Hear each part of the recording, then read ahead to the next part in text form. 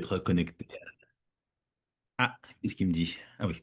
Euh, c'est très important cette histoire de comment ramener le réel en bande dessinée parce que c'est une question qu'on se pose assez fréquemment. C'est difficile, il y a une barrière du dessin qui empêche le réel finalement d'être accepté parce que la frontière du dessin est. Donc il y a une histoire de mise en scène et de réflexion. Paola Guzzo est venue me voir avec Roman il y a 5 ans maintenant, je crois, 4 ans. Et pour me présenter ce livre sur les coloreuses et sur les mouvements anti-féminicides, sur cette façon de défendre ou de parler en tout cas, de comment parler des féminicides aujourd'hui. Et, euh, et on a trouvé Cécile comme dessinatrice, mais je vais vous laisser lui en parler, hein, pardon, je suis pas très précis là, mais euh, ça m'importait parce qu'il y avait un devoir déjà d'en parler et surtout que c'était un élément graphique qui avait du sens de se retrouver en bande dessinée. Alors Paola, est-ce que tu peux nous raconter un peu les débuts de ce mouvement et qu'est-ce que tu as pu en faire? Euh, alors, ce qui s'est passé de mon côté, c'est que j'ai été amenée par une proche un soir dans une action féministe. Peut-être un tout petit mot sur le tout début et comment moi je suis arrivée à ce sujet, peut-être éventuellement. Euh, donc, une proche qui me dit ce soir, je t'emmène, il y a un événement, il y a une action qui est faite par un groupe féministe pour voilà, lutter contre les féminicides, qui était un sujet dont on ne se saisissait pas souvent dans les milieux féministes, en tout cas que je côtoyais à l'époque. Et on s'est retrouvés ce soir-là dans le squat dans lequel ça a commencé à Paris, le mouvement des féminicides. On s'est retrouvés entourés par plein de personnes différentes, de tous les âges, qui ressentaient le même besoin, la même nécessité de faire quelque chose de leur engagement et de leur colère surtout. Et donc, avec plein de groupes de personnes séparées, on s'est réparti les quartiers pour pouvoir vraiment recouvrir Paris. C'était vraiment l'objectif de toute cette semaine-là, hein. Je crois que tous les soirs, il y avait des collèges qui étaient organisés. C'était tout début septembre, mais ça avait commencé début octobre déjà. Donc voilà, on était par groupe de 5 et on s'est organisé. Ce soir-là, on est parti coller dans les rues et c'était mon premier lien avec le mouvement des collèges qui naissait progressivement à Paris. Ensuite, après ce mouvement-là, bon, ça a été déjà un gros choc, hein, parce que peut-être oui, la force de se retrouver entre personnes, entre femmes. Pour le coup, ce soir, on n'était qu'un groupe de 5 femmes dans la rue, la nuit, qui est un espace voilà, avec lequel on n'était pas à l'aise d'habitude. Ça a permis de ressentir quelque chose de fort, quoi. Reprendre un petit peu le contrôle de nos espaces publics, quoi, parce qu'on se sentait à l'aise enfin ensemble dehors. Et on collait l'histoire réelle de personnes qui avaient vraiment existé et qui avaient été tuées par leur mari. Euh, C'était une claque, un choc, et sachant que voilà, quelques semaines plus tard, j'entrais en école de journalisme. Donc c'est un sujet que j'ai continué à suivre pendant les 2 ans de mon école de journalisme. Donc en allant assister à des réunions, en travaillant dessus dès que l'occasion se présentait. Ce qui fait que voilà, en deuxième année, on a eu un projet journalistique à faire, c'est-à-dire ça pouvait être tout type de choses, ça pouvait être un grand article, un documentaire, enfin il n'y avait absolument pas de limite au projet. Et avec Romane Pélène, à l'époque, on s'était dit que voilà, on avait envie de raconter ce qui s'était passé pendant ces 2 ans notamment, et puis de suivre un petit peu par la suite, mais raconter ce mouvement, parce on les avait suivis de très près. Ce qui fait que voilà, on a envoyé des mails à des éditeurs et on a rencontré Thomas très rapidement autour d'un café, à qui on a présenté ce projet-là en disant que c'était intéressant ce qui s'était passé. Il y avait eu beaucoup d'articles, mais on revenait pas dans la profondeur sur ce qu'avait été ce mouvement-là, sur comment il était apparu en France et comment il s'était nourri aussi pendant ces 2 ans, parce qu'on voyait des collèges partout. C'était un mouvement qui parlait à tout le monde. Il avait explosé de partout. On avait suivi vraiment la naissance et l'expansion de ce mouvement. Et puis, vraiment, il y avait des groupes de collèges dans les grandes villes, mais il y en avait aussi dans des villes de 5000 habitants. Il y en avait aussi dans des villes beaucoup plus rurales. Enfin, c'était pas du tout qu'un mouvement citadin. Et ensuite, donc, ce mouvement est aussi arrivé à l'étranger, donc, et les messages, au fur et à mesure des mois, ont évolué, ont changé. Au début, étaient vraiment très centrés sur la dénonciation des féminicides et l'hommage aux femmes victimes. Et puis, au fur et à mesure des mois, il y a eu pas mal d'autres luttes qui ont été collées aussi et il s'est étendu. Et voilà, donc c'était un peu l'idée, c'était ce qu'on proposait à Thomas Gabizon d'Actes Sud, c'était de revenir un petit peu sur ces événements-là. On avait déjà fait énormément de rencontres et d'interviews, on avait suivi beaucoup de moments forts et puis on avait plein de notes dans nos carnets. Cécile, peut-être tu peux nous raconter comment la mise en scène est née et comment tu as abordé le sujet, toi, de ton côté. Oui, alors donc quand on a commencé réellement à se mettre concrètement à la fabrication du livre, la première étape pour moi, ça a été d'écouter tous les entretiens qu'avaient menés Paola et Roman. Donc il y avait, je dirais, une 10, 12, peut-être 15 personnes qui avaient été enregistrées, à chaque fois des entretiens assez longs.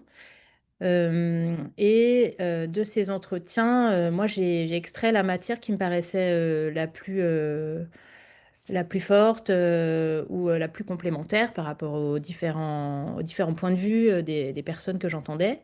Et moi, je suis habituée, je fais du documentaire animé d'habitude, donc je suis habituée à écouter des voix et à faire ce travail de dérochage. Donc, c'est aussi ce qui s'est passé ici.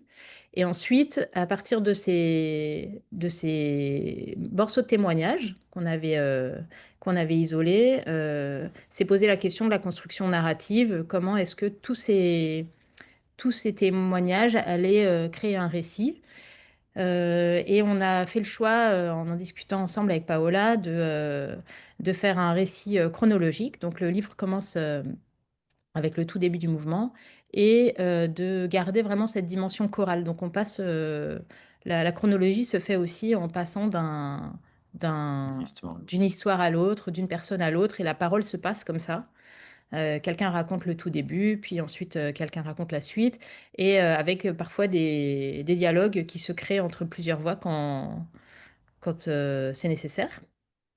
On a aussi ajouté une dimension qui n'était pas là au départ, mais qu'on a pensé utile au livre, c'est d'avoir le regard d'une historienne des féministes, des féminismes, pardon, qui s'appelle Bibia Pavard. Et donc, Bibia, on l'a rencontrée ensemble avec Paola et son éclairage a permis aussi de remettre le mouvement en perspective dans l'histoire du féminisme et d'avoir voilà, une vision plus large des générations précédentes et des luttes précédentes et de comment les militantes et les militants se nourrissent d'une génération à l'autre. Voilà, donc ça, c'était vraiment le fil conducteur du récit. Et une fois que ça a été posé, on a, on a commencé à aborder les questions de l'image. Et je dirais que ça s'est fait tout ça en même temps. C'est pas... Parfois, en bande dessinée, il y a vraiment un découpage classique. D'abord, quelqu'un qui écrit le scénario et ensuite quelqu'un qui va dessiner les images. Et là, c'est pas comme ça que ça s'est passé. C'était un travail plus entremêlé entre les idées visuelles, ce que ça a amené dans le récit, les réactions de Paola qui, elle, de son travail de terrain, pouvait valider ou invalider des idées. Moi, j'apportais aussi des décalages par l'image. Donc, on avait envie qu'il y ait une dimension très documentaire, très réaliste à certains moments de la bande dessinée et qu'on suive de très près les histoires que nous racontent les personnages. Mais à d'autres moments, on se permet aussi des pas de côté ou des métaphores. Je ne sais pas si là, on a des exemples tout de suite sous les yeux, mais en tout cas, on s'est amusé aussi à utiliser des, euh, des représentations stéréotypées des femmes qui viennent des images, de l'imagerie des années 50, des femmes au foyer qui font la cuisine et la vaisselle avec beaucoup de plaisir. Et on s'est amusé aussi à détourner ces codes-là, comme le font les féministes, hein, dans, dans Les militantes. enfin, les militantes le font beaucoup dans leur lutte pour en rire, pour faire passer des messages de manière un petit peu moins frontale. Voilà, donc il y a un mélange de tons en fonction des moments du livre. Il y a aussi des moments de pause parce que c'est un livre assez dense avec beaucoup d'informations et on voulait aussi qu'il y ait des respirations. Donc il y a des décors seuls, sans commentaire, avec des collages ou voilà, on se promène aussi dans la ville et on rencontre ces collages au fil des pages. Donc je me permets, c'est l'histoire d'un collectif, c'est l'histoire de la création du collectif et d'un mouvement politique. enfin politique avec un acte, disons, politique. Et c'est ce récit choral. Et on a essayé d'axer enfin, les autrices ont essayé d'axer le livre autour d'un procès aussi. Paola, est-ce que tu peux nous en dire un peu plus? Qu'est-ce que c'est que ce procès et surtout, qu'est-ce qui déclenche dans la violence des actions? Euh, c'est vrai qu'il y a eu un moment qui était très attendu dans notre enquête, parmi plein d'autres, hein. Il y a eu aussi d'autres événements comme ça, mais là, il y a eu un procès d'un groupe de collage. Et ça, c'est quelque chose qui a peu été vu, qui a été vu qu'une seule fois à Nantes, pour le coup. Un soir, le 14 juillet 2020, un groupe de collage va coller à Nantes. Donc, c'était un groupe de militantes. Un message qui disait liberté, égalité, impunité. Et les personnes collent ces mots, donc font un collage sur un mur nantais, et quelques minutes plus tard sont interpellées de manière très violente par deux policiers. Ce qui en découle, enfin les colleuses de ce soir-là vont en garde à vue, passent la nuit en garde à vue, et au fur et à mesure, elles apprennent que les policiers ont porté plainte contre elles pour outrage à agents et violence sur personnes dépositaires de l'ordre public. Le procès est attendu, il est repoussé plusieurs fois. On voit très peu quand même euh, ce type de rapport entre la police et le mouvement des collages.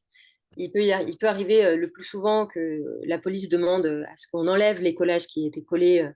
Voilà, si les colleuses sont prises sur le fait, il y a aussi des amendes qui sont données, mais une nuit en garde à vue très violente, hein, si on croit les témoignages des colleuses questionnées, plus un procès sur la question pour voilà, dénoncer des violences. C'était du jamais vu, donc il fallait qu'on suive évidemment ce procès-là. Donc il a été repoussé plusieurs fois, on a fini par y assister. J'ai assisté au premier procès et on y est retourné avec Cécile pour le procès en appel parce que pour le premier délibéré, les colleuses ont été relaxées et voilà, dédommagées. Et or, pour le procès en appel, ça n'a pas du tout été le même résultat, mais c'était aussi important qu'on suive également ce rebondissement. Donc c'est un procès, ça témoigne, c'est un peu dur à dire ce que ça, enfin, la raison pour laquelle c'était si important de lui donner une grosse place dans ce livre, mais il n'y avait jamais eu autant de, comment dire, il y avait eu un moment où un homme avait foncé en voiture sur un groupe de collage à Montpellier. Ça, c'était un autre moment très important du mouvement des collages contre les féminicides. Là, il y avait cet aspect de violence policière qui avait jamais été vu nulle part ailleurs. Surtout que ça allait jusqu'au procès, c'était fort. C'était très symbolique en fait d'avoir aussi des militantes accusées de violence sur les forces de l'ordre, alors qu'au quotidien, c'était des militantes qui consacraient vraiment leur temps libre à aller coller pour dénoncer les violences faites aux femmes et pour que cela cesse, en fait, pour que les féminicides cessent et pour qu'il n'y ait plus ce type de violence. Donc, en suivant le procès, on s'est rendu compte que les plaidoiries des avocats aussi étaient très parlantes. Enfin, il y avait des arguments qui me paraissaient lunaires en 2022 ou 2023.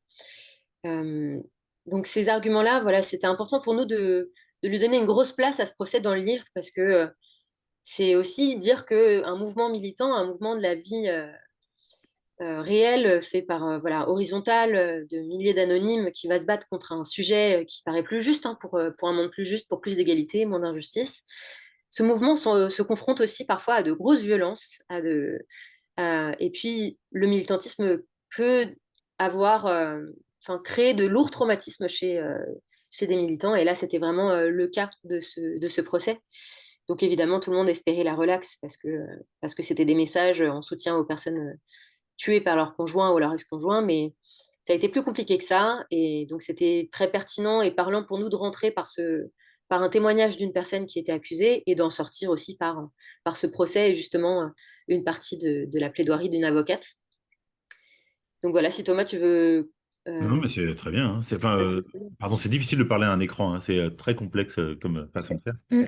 Je voulais revenir sur. Pardon, Cécile, tu voulais intervenir? Non, mais vas-y, Je voulais juste parler bon, du sujet qui fâche. Le mouvement a été créé par Marguerite Stern, qui a eu un devenir un peu complexe en termes de propos sur les réseaux, extrême droitisation.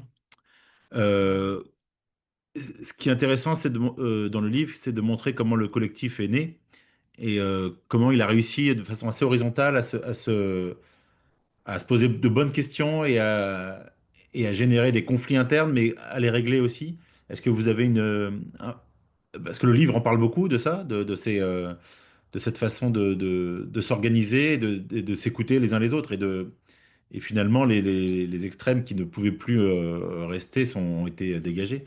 Mais est-ce que vous pouvez parler de euh, le livre est censé montrer l'histoire d'un collectif et voir comment ça se répète en permanence, les problèmes internes au collectif.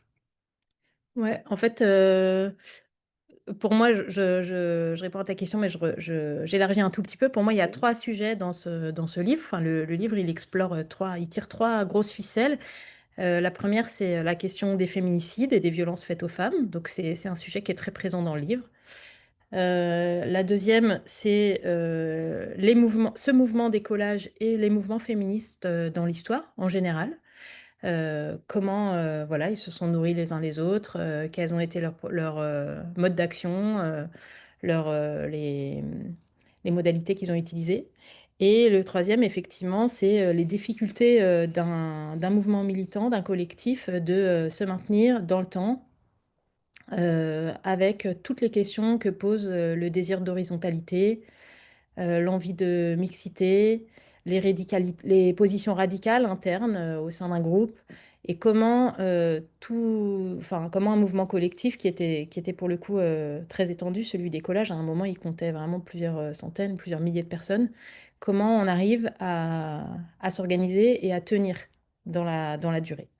Donc cette entrée, pour moi, elle était aussi très intéressante parce elle, euh, Dépasse. elle dépasse ce mouvement-là. Enfin, elle est très visible dans ce mouvement-là, mais elle venait aussi parler de quelque chose qu'on peut aussi observer dans beaucoup d'autres collectifs, pas seulement féministes, politiques, militants, syndicaux, associatifs. Même en tant que parent d'élève, je vis ces mêmes questionnements au quotidien. Donc voilà, je trouvais aussi que c'était bien d'aller un peu en profondeur dans ces questions-là.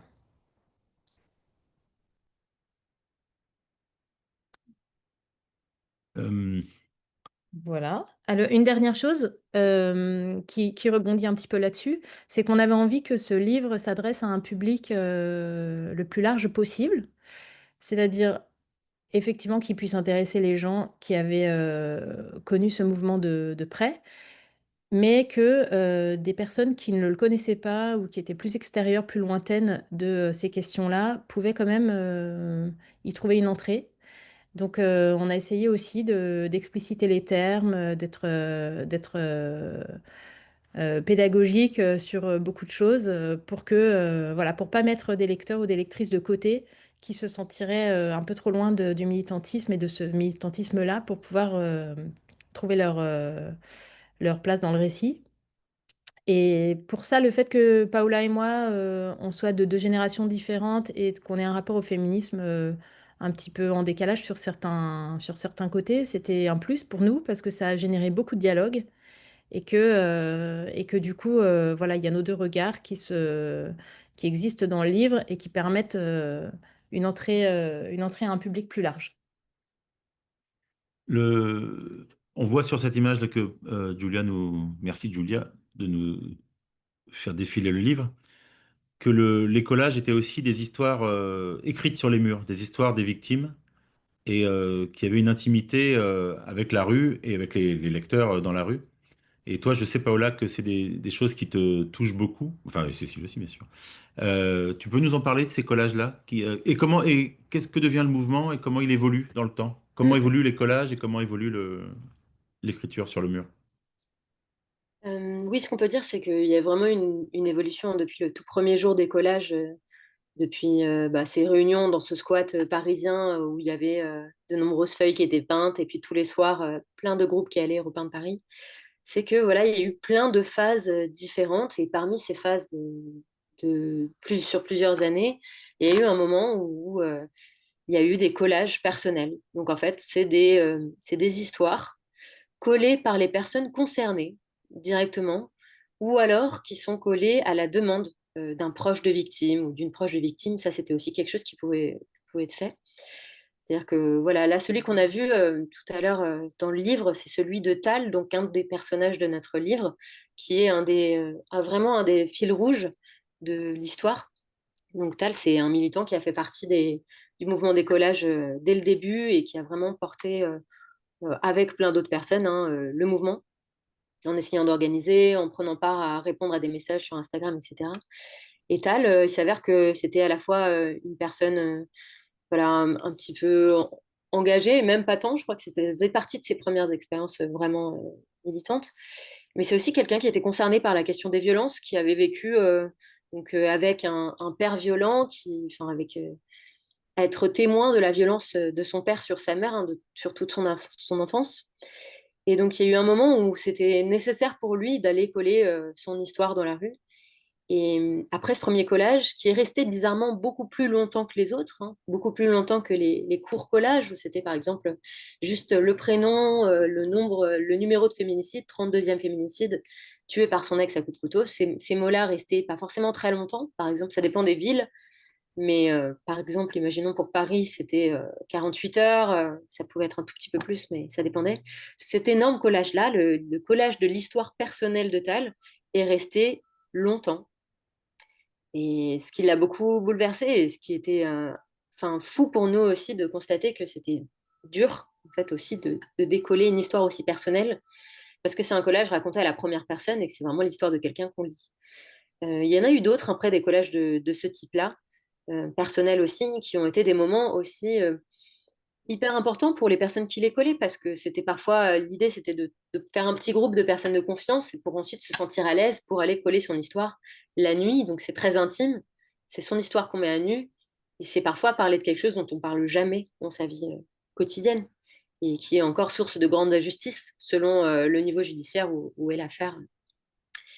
Donc, je dirais que voilà, c'était hyper important en effet de réussir à raconter l'évolution de ce mouvement avec tous ces moments et toutes ces phases, que ce soit au début les collages vraiment sur les personnes tuées en France pendant l'année, les féminicides concrets, ensuite les histoires personnelles qui en effet sont bouleversantes.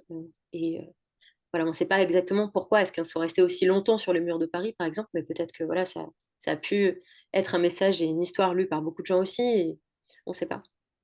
Et ensuite, les différents messages qui vont aussi concerner d'autres luttes qui ne sont pas forcément celles du féminisme. Donc des luttes à l'international, il y a eu beaucoup enfin, pas forcément contre les féminicides, toujours un peu autour du féminisme, mais, euh, mais pas uniquement non plus. Je pensais par exemple à de nombreux collages au moment sur l'Afghanistan, par exemple, voilà, de nombreux collages à l'étranger sur des luttes internationales. Ensuite, il y avait aussi beaucoup de choses. Enfin, voilà, aujourd'hui, on le voit encore, beaucoup de collages en soutien à Gaza, à la Palestine. Donc voilà, ce mouvement, il existe encore, hein. C'est aussi quelque chose dans lequel enfin, qui est important à répéter. Il y a eu des moments très forts où on voyait de nombreux collages dans les rues entre 2019 et 2021, en passant par le confinement, où en fait le mouvement des collages a aussi été très actif sur le militantisme, en répondant à des messages, en mettant en lien avec des associations. Enfin, on en parle beaucoup dans le livre aussi. Et aujourd'hui, ça existe encore. Et ce qui est génial, c'est que le mouvement, selon les colleuses qu'on a pu rencontrer et les collereuses, parce qu'il n'y a pas que des personnes femmes cisgenres, il y a aussi des personnes de minorité, donc trans, il y a des personnes non binaires, il y a des hommes trans, des femmes trans. Et ce mouvement, il a appris un peu de ses erreurs, qui fait que pendant les 2 ans, ça a été tellement intense de militantisme qu'il y a énormément de personnes qui ont décidé de se retirer après, en se disant j'ai beaucoup donné, maintenant je vais passer à autre chose. Donc il y a aussi une nouvelle génération qui est arrivée dans le mouvement des collages. Et cette génération qui aujourd'hui a mis en place tout un process pour en prendre plus soin des uns des autres et ne pas forcément aller coller du soir au lendemain. Par exemple, voilà, c'est pas uniquement à l'ouverture du procès des agresseurs, des violeurs de Gisèle Pellico, qu'il y a eu des collages partout. Ça a pris beaucoup plus de temps. Parfois, ça pouvait être un collage organisé 2, 3 jours après, mais ça a été quand même, par exemple, un exemple d'énorme sursaut des collages un peu partout en France. Et donc voilà, il y a plus de soins apportés à la santé mentale, je dirais, des différents et différentes militantes.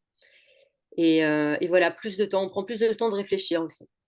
Parce qu'il y a eu des moments où, dans l'instant, dans la rapidité quand on mène une action du soir au lendemain, choisir qu'est-ce qu'on va coller pour soutenir ou alors pour dénoncer quelque chose qui s'est passé tout simplement la veille, il y a pu y avoir des petits cafouillages. Et donc, ça aussi, c'était intéressant. C'est que il y avait des personnes qui écrivaient au mouvement d'écolage en disant ce message, il est maladroit, vous n'auriez pas dû écrire ça. Et les personnes répondaient en disant c'est vrai, on est désolé. Enfin, la plupart du temps, ça donnait lieu à un débat, mais aussi parfois de la remise en question. Parce que c'est un mouvement horizontal, c'est un mouvement où il y a eu personne à la tête de ce mouvement. Il y a eu plein de groupes différents. Donc, il y avait personne à qui on demandait l'autorisation pour aller coller. Il suffisait qu'il y ait 5 personnes qui veulent coller autour du même thème, sur le même sujet, et puis c'était parti. Et du coup, il pouvait y avoir parfois des petites erreurs dues au fait qu'il n'y avait pas assez de temps pour réfléchir à ce qu'on allait écrire. Que c'était beaucoup. Juste, il fallait réagir. On ne pouvait pas rester sans réagir. Donc voilà, pour parler un petit peu du mouvement des collages, de l'évolution de cette lutte. Évidemment, aujourd'hui, il y a énormément de collages qui dénoncent les violences faites aux enfants, les violences faites aux personnes transgenres aussi, évidemment, qui est quelque chose qui a évidemment cristallisé beaucoup de tensions. C'est vraiment raconter l'évolution d'un mouvement sans cacher les difficultés que le mouvement a pu traverser, euh, mais qui a permis parfois de se redéfinir et de savoir à peu près plus clairement qu'est-ce que c'est que ce mouvement. Oui, oui, pardon. Je réfléchissais aussi à l'importance du livre parce que je voulais savoir si est-ce qu'il y a un temps de questions ou pas, Camille, euh, pour Tout à les. fait. On peut se dire que vers 35, vous pouvez lancer les questions si vous Oui. voulez. Donc Ok. on voulait vous parler aussi de la à quoi sert, enfin pas à quoi sert ce livre parce qu'évidemment il essaie d'inscrire un mouvement dans une histoire et de l'inscrire dans l'histoire de la lutte féministe. Mais aussi, j'ai le sentiment, depuis qu'il est sorti, qu'il est porteur de débats et de rencontres, et que c'est assez passionnant. Les autrices ont été invitées dans pas mal de librairies, Mm. et en médiathèque, c'est aussi un endroit qui déclenche quelque chose. Parce que le livre ne propose rien sur l'avenir, il est extrêmement objectif sur l'histoire de ce mouvement. Et il y a une postface de Lorraine Descartes qui l'inscrit dans un mouvement plus ample de lutte antiféminicide. Mais il est aussi, c'est une belle brique pour essayer de construire une autre maison euh, plus ample, de rencontres, de débats, de questionnements. Et donc voilà, c'est une sorte de tremplin vers autre chose. Voilà, pardon. Euh, par exemple, Est-ce- euh, par exemple, j'étais le week-end dernier à Quimper à l'initiative d'une médiathèque qui nous avait invités et il y a eu une rencontre avec notamment une des personnes qui était présente était une personne qui avait été très active dans le planning familial de Douarnenez, donc qui était très militante, mais plutôt de la génération précédente. C'était une femme qui avait, je pense, autour de 65-70 ans. Et la discussion a aussi beaucoup porté sur ce que ça faisait de porter un engagement, celui du planning familial, à plusieurs échelles et avec plusieurs histoires de générations. Donc, elle, qui faisait ça depuis 50 ans et qui avait participé aux avortements clandestins, etc., dans les années 70, et des très jeunes personnes, femmes, trans, non-binaires, qui aujourd'hui intégraient cette lutte avec parfois voilà, des divergences de vocabulaire ou d'habitude qui généraient des discussions et des échanges intenses. Et c'était très intéressant d'avoir son témoignage là-dessus. Et on a ensuite animé enfin, un atelier de photomontage et de dessin à partir d'images stéréotypées de femmes au foyer des années 50. Et c'était aussi très réussi parce il y avait des enfants, des personnes assez jeunes et des personnes plus âgées. Il y avait beaucoup de femmes et quelques hommes. Et en fait, tout le monde s'est amusé à déconstruire, à découper, à coller et à mettre en récit des images comme celle-là. Et ensuite, on a pris un moment d'échange sur les résultats. Et c'était aussi une, pratique qui a permis aussi de travailler ces idées-là avec pas mal de fantaisie, dans une ambiance assez joyeuse. Voilà, ça peut être une piste aussi de mise en pratique que vous pourriez imaginer. Oui, j'ai aussi des sollicitations, juste pour rebondir un tout petit peu à ce que tu viens de dire, Cécile, mais pour venir en parler dans des lycées, par exemple. Il y a des professeurs qui me proposent de venir, que ce soit voilà, dans des lycées ou dans des universités. Donc, moi, je trouve ça trop intéressant. En fait, j'ai l'impression que la plupart de ce que je fais dans mon travail, en général, et surtout sur des choses au long cours, c'est pour ça, en fait. C'est pour qu'on continue à en parler, pour que ça puisse être un outil, en fait, pour discuter de certains sujets qui parfois ne sont pas forcément facilement abordables. Donc ça, j'espère qu'aussi, on aura l'occasion de faire ça, pour avoir un Mais échange moi, je vais avec. vendredi à Bobigny dans une classe de gens qui sont amenés à travailler dans le social. Et donc pour présenter le livre donc voilà, c'est la vie du livre. Enfin, c'est ça, c'est pour ça qu'on fait les livres aussi, hein. C'est parce qu'il faut que ça débouche sur d'autres choses.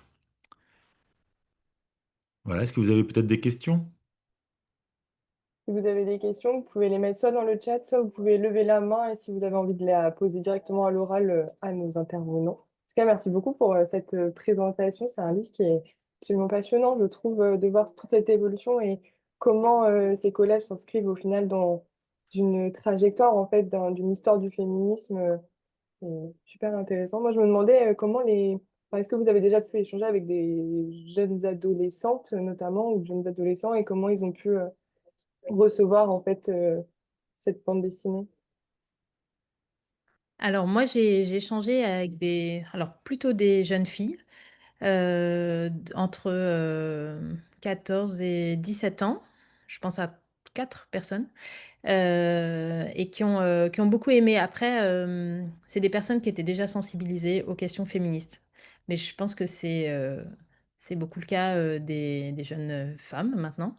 Mais ce qu'elles m'ont dit, c'est qu'elles avaient appris beaucoup de choses, que c'est un mouvement qui leur plaisait, enfin, que c'était un mouvement qui les avait marquées. Elles avaient toutes croisé des collages et que ça les avait marquées, mais qu'elles n'avaient pas du tout idée de l'ampleur de, de toute la construction du mouvement qui était derrière, et que cette dimension-là les avait beaucoup intéressées. Et je pense aussi que c'est des jeunes femmes qui sont très sensibles aux questions des violences et à toutes les questions du rapport aux femmes, enfin des femmes aux hommes, et, et que le livre pose un peu, enfin liste un peu toutes ces problématiques. Et que, ouais, enfin, en tout cas, pour le moment, j'ai eu. Après, les gens qui aiment pas, ils le disent pas en général. Donc, Alors on a une question, c'est un choix d'utiliser que les couleurs noir et gris. Cécile, oui, c'est un choix. Alors, déjà, noir et blanc, on était tous d'accord au départ que le noir et blanc s'imposait presque pour ce sujet, puisque c'est le code couleur des du collages. collage. Et le gris, on a eu l'impression assez vite qu'il apportait quand même graphiquement quelque chose et il permettait de nuancer à un certain moment et de faire ressortir justement les collages sur un mur qui serait gris et pas blanc. Et ça, c'était plutôt un choix Plastique. esthétique, plastique, qui permettait plus de choses et plus de variations dans les images, tout en gardant quand même l'esthétique du noir et blanc.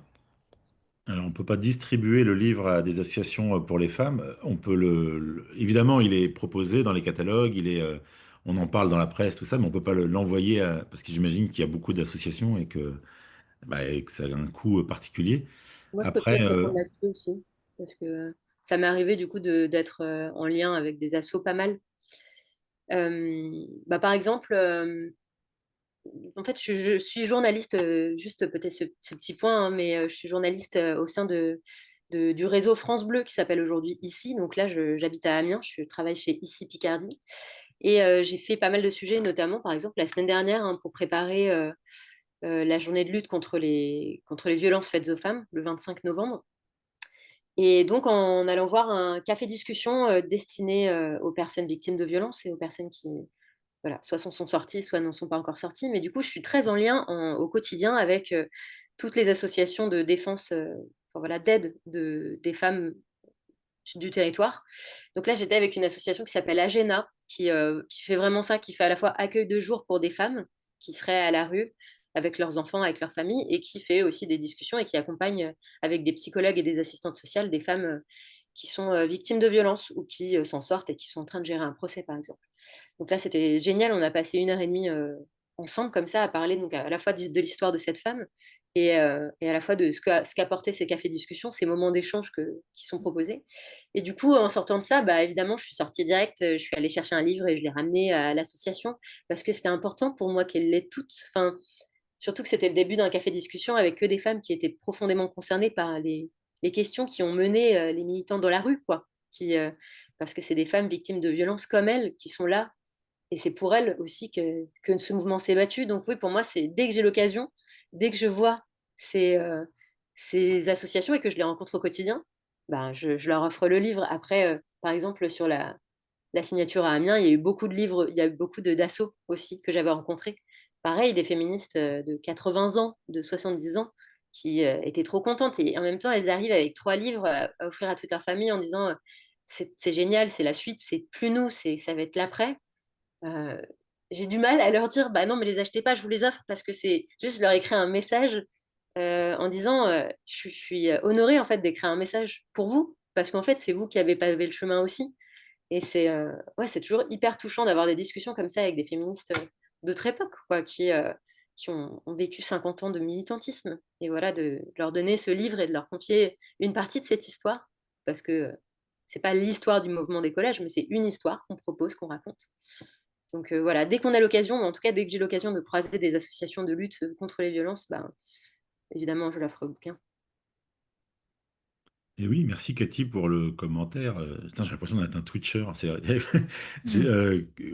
Oui, c'est ce qu'on dit dans le livre aussi. Ce que vous dites dans le livre, c'est que les collages Mm. ont vraiment, ils sont pas restés centrés à Paris, quoi. Ils ont vraiment tout le mouvement a eu un impact national et international. Et parce que c'est un mouvement aussi très simple. C'est des feuilles A4, et on écrit des lettres sur les feuilles. Donc le principe même de l'action est formidable pour ça, d'avoir une simplicité enfin une simplicité et après une grande complexité parce qu'évidemment c'est collé sur les murs, mais il y a une capacité à s'en emparer en tout cas. Est-ce qu'il y aurait éventuellement d'autres questions? Il nous reste encore quelques petites minutes. Demain, c'est possible? Ah bah, Expo, oui. Bah, Expo, il y a. Sinon, on va pouvoir s'arrêter là. En tout cas, merci à vous trois pour cette présentation qui était passionnante.